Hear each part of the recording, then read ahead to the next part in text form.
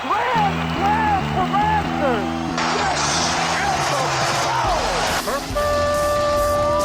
It's time for Blessed to Play on EWTN Radio, uncovering the role that faith plays in the lives of sports professionals from around the country.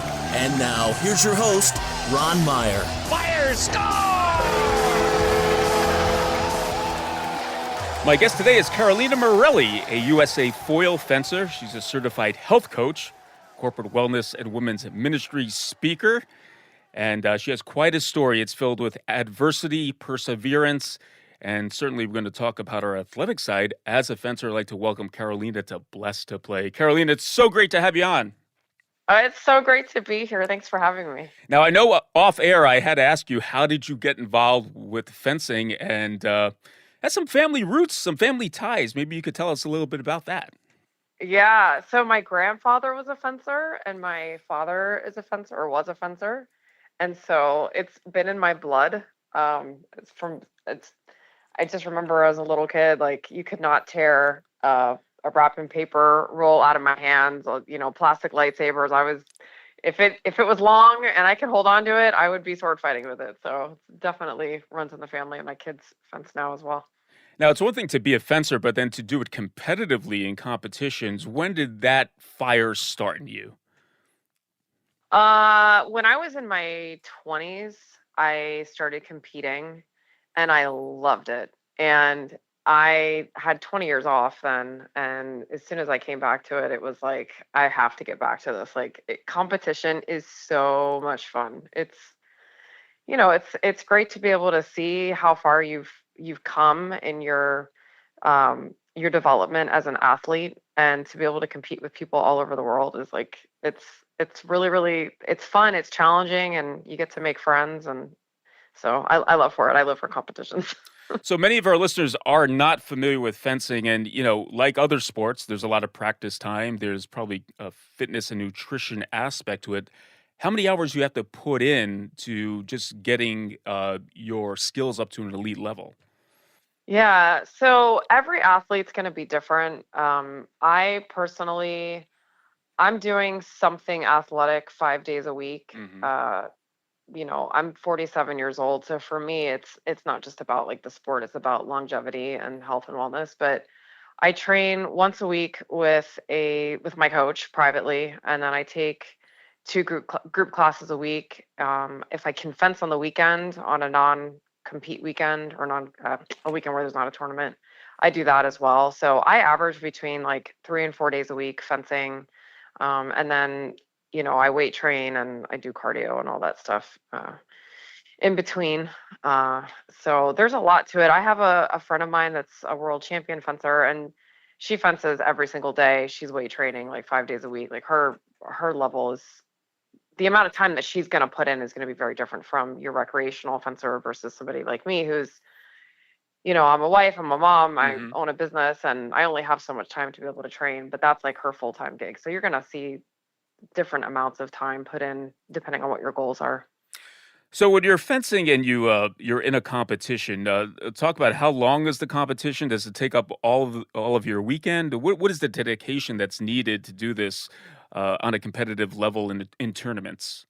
Yeah, okay, so they're different. We have regional tournaments, we have national cup tournaments, and we have local tournaments. So like I competed last at 8 o'clock in the morning, and I didn't leave till 5 in the afternoon. Mm-hmm. And I did 2 different events. So each event, depending on how many fencers are competing, it can be 3 hours, it can be 4 hours. And then, you get like a national cup, and you're there competing in, you may compete in 2 different events, 3 different events in a day. And so you're going to be there all day long. So it really just depends. Like if you go to a local tournament, you do one event, you may be there 3 hours. So it just depends on how many events that you're competing in and how many fencers there are. Cause you can have, 100 fencers, you can have 20 fencers. You don't know. So it's just going to be different every time. Yeah, I would imagine the better you do. Also, the further you go on in the competition, the longer it is going to be competing at that particular event. Blessed to Play, Ron Meyer. We're chatting today with Carolina Marrelli. She's a USA foil fencer, certified health coach, corporate wellness and women's ministry speaker as well. We'll tap into that in the second half of the show. Now, I understand, fencing made the news, I think, about a month ago, and we talked about a competition at the University of Maryland. And you were at that competition, but there was a woman fencer who took a knee and pretty much she forfeited a match. She was going against a transgender male athlete. And you said it's not uncommon for you to practice, sometimes even compete against males, but this was a woman's only competition. Maybe you could reflect back on that time at the University of Maryland and what transpired there. Yeah, that was a day. These two athletes were on the strip next to me, so I never actually saw Stephanie Turner take a knee. And there wasn't like a lot of hoopla taking place, so I didn't know anything had happened, but I had seen the trans athlete downstairs. I was actually doing my warm-ups right there with that athlete, and I did not know at the time this was a trans athlete. I thought it was a woman, but I noticed how big and powerful this athlete was, and to the point I actually was like, I hope I don't have to fence with her because she's gonna kick my butt. It was this particular event that day was what's called Div 1, so it's the NCAA athletes, and in fencing we have ratings, so it's just like in martial arts you have belts, and like a black belt's the highest you can go. An A rating is like the black belt of fencing. So those are the kind of people I was fencing with. I'm not at that level, but I was there to learn and get better. So I've actually never been scared to fence with another fencer before. My training partner is a man. He's 6 something and probably 225 pounds. But for some reason, I felt scared, and I took note of that. I didn't end up having to fence with this athlete, and it wasn't until later in the day when we were in between events and I started noticing like the hands and some of the features looked very masculine, and then this athlete began to speak and it was a man's voice. So I was like, oh my goodness. And it was that particular event that we were all in was for cisgender women. USA Fencing has a rule that if you are transgender and you're going to fence in the category that you identify with, you have to have 1 year of hormonal treatment under your belt before you can compete. So technically, this trans athlete wasn't breaking a rule within USA Fencing, but obviously we've all seen what has transpired now, and it's been very messy. Very, very ugly and very messy. Yeah, and for Stephanie, having trained and wanting to compete and then going to the competition, having to do that, I think it took a lot for her to take that knee. And you mentioned to me that if you were in her situation, you would have done the same thing. Yeah, this is a very, very, very touchy subject. I've chosen to keep my head in the sand for a while just because I do have friends that are transgender that I fence with that I love so much. Are actually some of my favorite people to fence with. But I do have nieces and I have goddaughters, and I have friends that have daughters and that are in sports, and I see what they're starting to come up against. And I'm just at this point now, like I can't keep my head buried in the sand because I don't want stones thrown at me. But if we don't start standing up for women's sports, we won't have women's sports anymore. It will be taken over.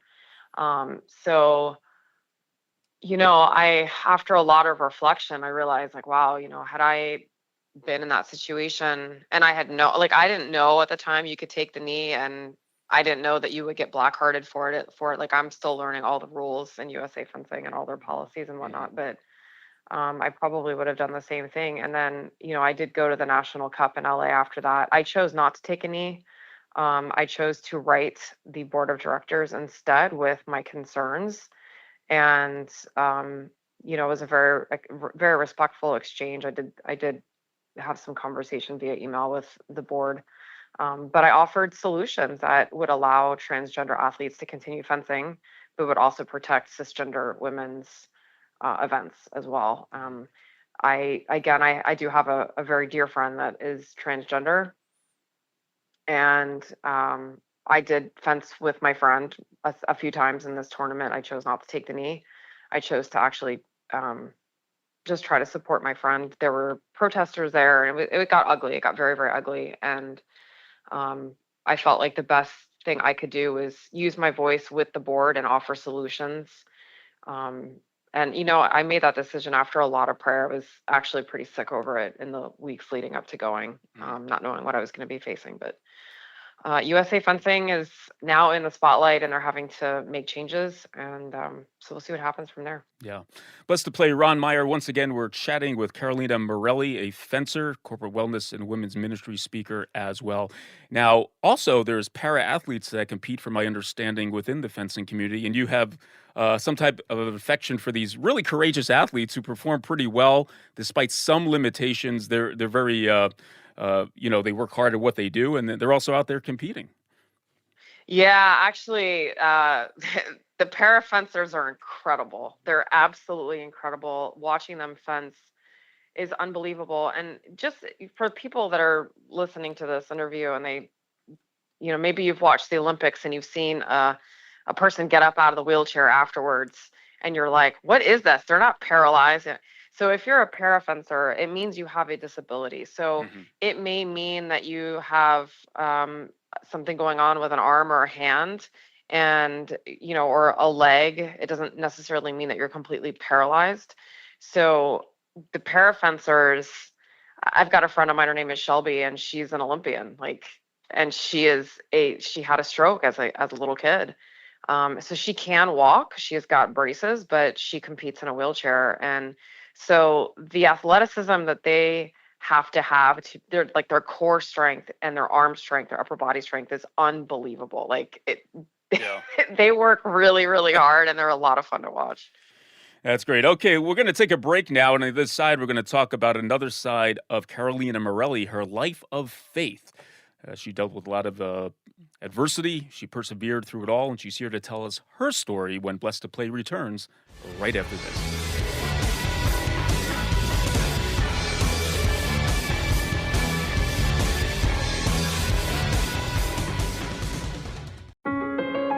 Mother Angelica answering the call. We have another call. Hello? Hello, Mother. Hey, where are you from? I'm from Rhode Island. And what is your question? We just buried another young brother, 59 years old, another sudden death. It breaks our heart because we were a family of 12. Now we're down to 6. All sudden deaths. Now my sister just called me, dear Mother. She has a husband in a nursing home who's 80 years old with Alzheimer's disease.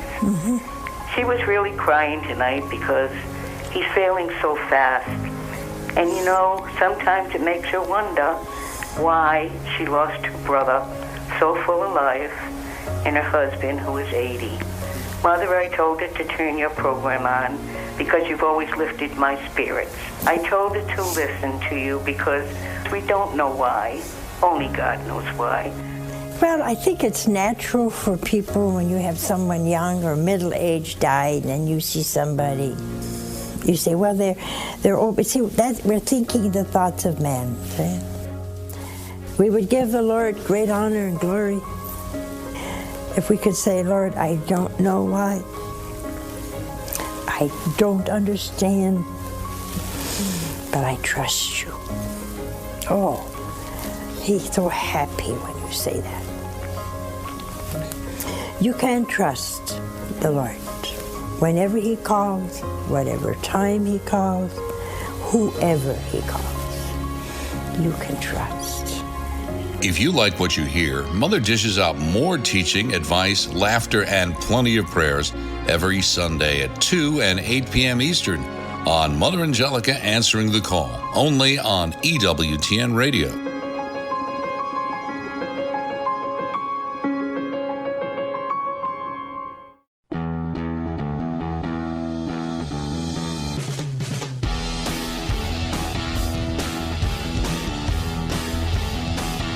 Welcome back to Blessed to Play. Ron Meyer, joined today by Carolina Marrelli, a fencer.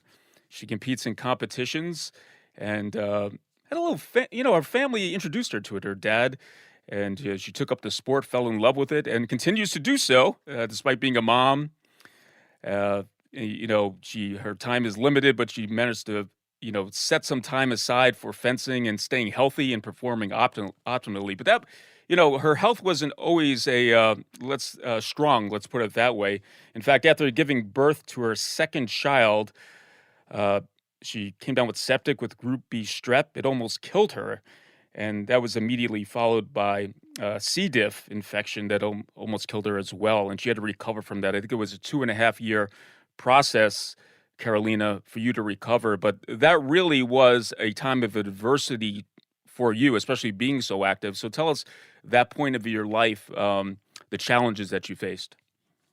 Yeah, that was really hard. I'd never been deathly ill before. And I, at the time, I was actually in full-time music ministry, and I was scheduled to go out on tour with my band after giving birth to my youngest son. And I found myself laying in a hospital bed fighting for my life instead. And it was not in my plans, but looking back, I see that I was given a gift that just came wrapped in really, really ugly wrapping paper. And during that time of recovery, like, I was gripping onto my faith. I had, a 3-year-old and a newborn, and my mother-in-law was also dying from cancer at the same time. So it felt like we were going through hell, literally. And, as someone who's been an athlete my entire life, like, my goal every day was just to get up and walk to the mailbox and back, and then I'd be back on the couch the rest of the day. So it was pretty traumatizing for me. Um, I I was never alone with my kids for a year and a half because I was so sick, and I couldn't function. And it's a very, very humbling and vulnerable place to be, but it's also the place where you really see how God shows up and surrounds you with people and takes you on a journey that leads you closer to him. So it was pretty wild.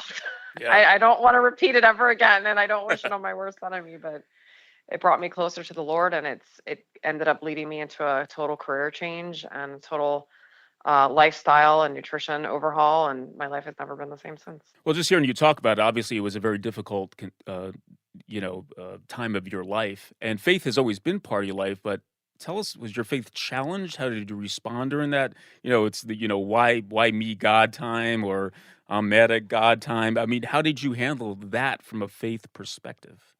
Yeah, so I remember laying in the hospital bed, uh, and I looked up at the ceiling, and I was bawling my eyes out, and I was like, Lord, I don't know how you're going to turn this for my good, because I had plans, and being in a hospital bed was not one of them. Yeah. Uh, I, I don't remember being angry at God. I remember just being really confused because, here I was supposed to go out on tour with my band. Like, we had been working for 2 years on a project, and it's like snatched and literally in a matter of days, gone, just Hmm. totally gone. And so I felt really confused about what God's plan was, and like why he would lead us down that path to just take it away. I still honestly don't understand it, but I don't remember being angry with God, just really confused. But I leaned in more to my faith, and it really showed me, like, I don't know how people go through life without faith. I really don't. Like, l- I mean, my husband and I, we look back at that time, and we were surviving, like, just trying to make it through every hour. And we were in a constant posture of prayer. And we saw God come through, and he always provided, Hmm. and he was faithful to us. So it grew our faith. It didn't take away the questions, but it grew our faith, and we just saw God come near to us. So that was really cool. Blessed to play Ron Meyer. We're chatting today with Carolina Marrelli, a foil fencer and also a corporate wellness and women's ministry speaker. So you've had an interesting faith journey in the sense that, I think your mom was Protestant, your dad was Catholic, and you went to both churches. You had your foot in both churches. But I think there was a time in 2016 when you went through RCIA and did confirmation, and you had a journey back, if you will, to the Catholic faith. Maybe you could touch on that. Yeah. Oh my gosh, that that was the most unexpected, wildest ride ever. I I really was honestly like very anti-Catholic, even though my dad and my bonus mom and my family, like everybody's on fire for the Lord, born again, spirit-filled Catholics, read their Bibles, like all the things. But I my encounter with the Lord was in the Protestant world. I went to Protestant school. My mom was Protestant. She and my bonus dad were deacons in their church, and so I heard a lot of the like anti-Catholic speak just from that world, not so much from my mom or my bonus dad because they actually had been Catholic and then became Protestant. But I really, it's kind of like the game of telephone where you hear at the start, like the sky's blue, and by the time it gets to 30, around to 30 people, the sky's like doo-doo brown. So, what was interesting for me was when I was in music ministry, I ministered in both Catholic and Protestant churches. And as I got to know my Catholic brothers and sisters in the faith, like I learned so quickly that I had heard a lot of untruths about what they actually believed. And God took me on a 10-year journey back into my Catholic roots. And, my parents never made me do confirmation. I did have my first communion, but the Lord just took me on this wild journey. And I ended up going through RCIA and ended up, going to confession for the first time after like 30 some years. And had to go and I went and apologized to all my charismatic Catholic friends for making fun of them for going to confession because I had a really awesome encounter with the Lord in confession. It was wild. So I'm like, I'm so sorry I made fun of you. I was so ignorant. And then I did my confirmation, and my husband and my kids and I, we're all in a charismatic Catholic church here in Charlotte. And it's been we're bridge builders, and when we talk with our Protestant friends, they can't believe that we're Catholic because we don't speak like Catholics. And we're like, well, we just love Jesus. Like, I don't know. We were both, in the Protestant world. So, but it was really, really wild. And I felt like when I came back to my Catholic roots, I felt like I was given a treasure chest, and it was like, you go into it and like you never reach the bottom. There's just always something new and cool that you learn. And so when my Protestant friends asked me like, "Oh, well, do you feel like when you became Catholic, like your faith got stunted?" And it's like, "No, are you kidding? Like I have a treasure chest. You're missing out, man. There's like so much more." So it's been a journey, but I have great love for my Protestant brothers and sisters and my Catholic friends. Like I'm like, look, we all love the Lord. We worship a little bit differently, have a couple of core beliefs that are different, but uh, at the end of the day, like we love Jesus. We want to introduce everyone to him. So One thing that came to mind listening to you is that you still have this joy in your voice, and you could be beat up by life, right? And you've had every reason to kind of go down that road based on the adversity that you spoke of. But why don't you talk about joy? Sum it up for us within Carolina Marrelli, how she keeps that joy going in her life despite so much adversity. yeah, one thing I've learned in life is that your joy can't be dependent on your circumstances. And I'm in a season right now that's really challenging and difficult. And I'll tell you, like, spending time with the Lord every day he's my source. He's my joy. Like he gives me the smile, puts a smile on my face, and also too, like, connecting with other women of faith that when you are going through a hard time, like remind you who you are and bring you back to the word and what the word says about you. And so always my faith, getting outside, fencing, of course, like I could be having the worst day in the world and I pick up my weapon and I'm like, all right, I'm like, I leave and I'm so much better. So I feel like God has given me fencing as a source of joy, but ultimately, or fuel, like it helps to fuel the joy, but ultimately the joy it's in the Lord. The joy of the Lord is our strength. We have a few minutes remaining, but I want to talk to you about faith and competition. It sounds like you have quite a little feisty spirit. So when you're competing, do you turn into a different Carolina Morelli? Yeah, I am not competitive in anything else, but the second that I get on the fencing strip, I am like gung ho. I love to compete in fencing. I absolutely love it. And to me, it's, you know, when you put your fencing gear on, it's like you're putting a superhero costume on. Like, how can you go wrong? Like, I mean, you're in a superhero outfit and you're holding a weapon. Like, and I don't know, like when I think of myself, like with my faith and spiritual warfare and all that, like we have the helmet of salvation, we have a breastplate of righteousness that we wear every day. Well, in fencing, I wear a mask. It's a helmet, and I put a chest plate on to protect my lady parts. You know, I don't have a shield, but I have a sword of the spirit that's in my hands, you know, and I'm constantly reminded when I get dressed for fencing, like it's like spiritual weapons. And I actually, when I'm fencing, I'm always asking the Holy Spirit, like, show me how to fence this person, like teach me how to fence better, you know, like, and it's wild. Like he actually does help me fence better. So it's cool, like how you can incorporate your faith with your sport, and everybody's going to do it differently. But yeah, I definitely turn into a different person on this trip. I'm like, people are like, I didn't know you had this side of you. And I'm like, yeah, only with fencing. Yeah, I had that image in my mind of Saint Michael with the sword. You know, I think he might be the patron saint of fencers. Literally. Well, Carolina Marrelli has been our guest. Quite an athlete, folks, on the fencing circuit, and continues to do so despite being a mom, and also spending a lot of time sharing her stories through speaking and just being an encouraging presence to others in her everyday life. Carolina, thanks so much for joining us. I did enjoy your story and talking a little bit about fencing, which I did not know much about, but thank you for making me more aware of that sport and for joining us right here on Blessed to Play. Oh, thank you so much for having me. It was a total joy. Hey, Blessed to Play fans, check us out on the web at blessedtoplay.com. That's blessed2play.com. You can like us on Facebook. Hit us up on the platform X at Blessed to Play. For Carolina Marrelli, I'm Ron Meyer. We'll catch you next time right here on Blessed to Play. You've been listening to Blessed to Play with host Ron Meyer on the EWTN Global Catholic Network.